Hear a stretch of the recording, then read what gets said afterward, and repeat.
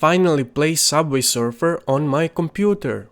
But wait, my computer is actually my phone. If you take a phone running Android 16 or newer and connect it to a USB-C hub with a display, mouse and a keyboard, you now have a full desktop computer. Congratulations!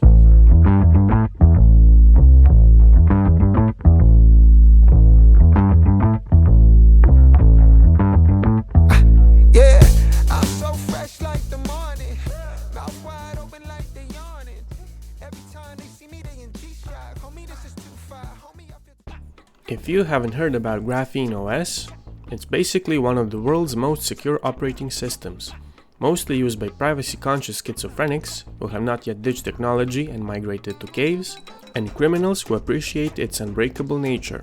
Because of this, it made a few headlines and is also going to expand in the future. From only supporting Pixel devices, it's going to expand into Motorola as well. The desktop experience itself is quite familiar. On the bottom you have your apps, navigation keys, notifications and clock. Samsung DeX is probably even more familiar with the desktop icons and everything, but this still makes for a usable and clean interface. If you drag from the top or click on the top corners, you get greeted with the standard Android Quick Access window and the notifications. Resizing the windows and moving them around feels just like it would on a real computer. By pressing the Windows key, you can see your apps. Pressing the little square brings up the different desktops that you can use.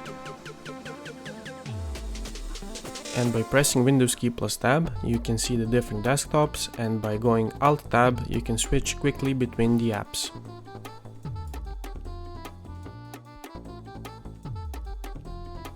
I was curious to push the browser to its limits, so I tried this 3D FPS game. And no matter what I changed the settings, I could not get the mouse to follow my aim. So I switched over to the desktop mode, and as you can see, some of the assets are not being loaded properly. However, the mouse is working and the game is somewhat playable. However, it is not something I would recommend or even enjoy playing for too long, so probably a better option would be downloading PUBG or something like that. If you want to play games, be sure to download them directly on your phone, and instead of a monitor, you could connect your TV and have fun with your friends and family.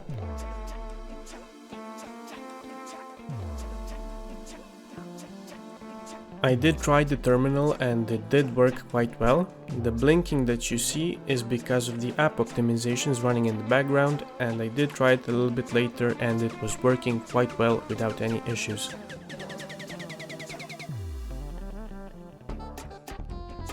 Terminal access is probably one of the more important things for students and technical people who are used to using Linux and want to try some coding or want to use their phone for development. My Logitech mouse was extremely sensitive when I first connected it, so I had to go to the mouse settings, decrease it all the way down and also disable cursor acceleration.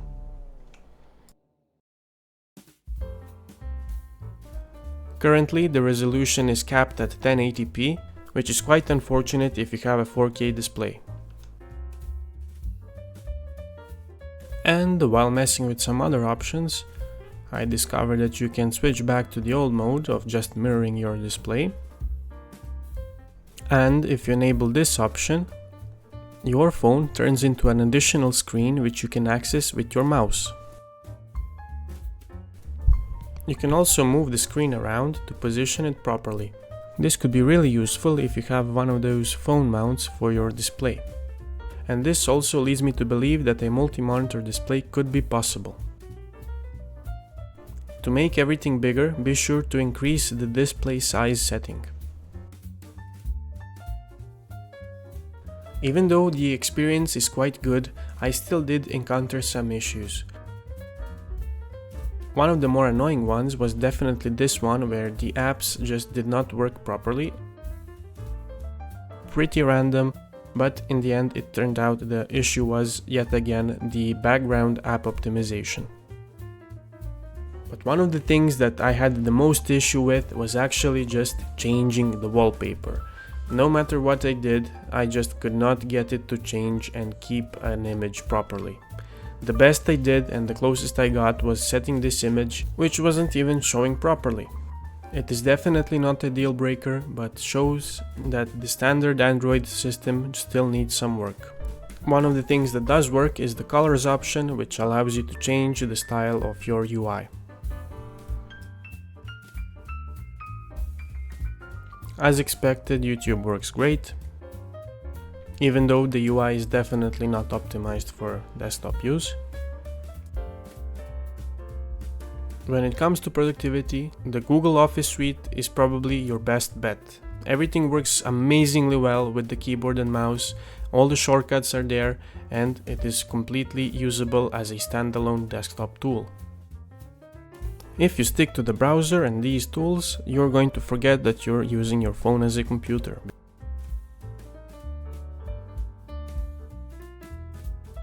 However, if you are trying to edit a video or edit a photo, you are out of luck. Using the mouse and keyboard will not help you at all, and it's just going to make your job that much harder. The first issue I had was accessing the bottom portion of the app, which contains the actual button to create a new project. And after many attempts, I finally found a solution to my problems. By making it full screen, I was able to go to the edit page and make a new video. I just realized while editing the video that I missed the desktop editor option. So if you want to see it in the next video, let me know down in the comments.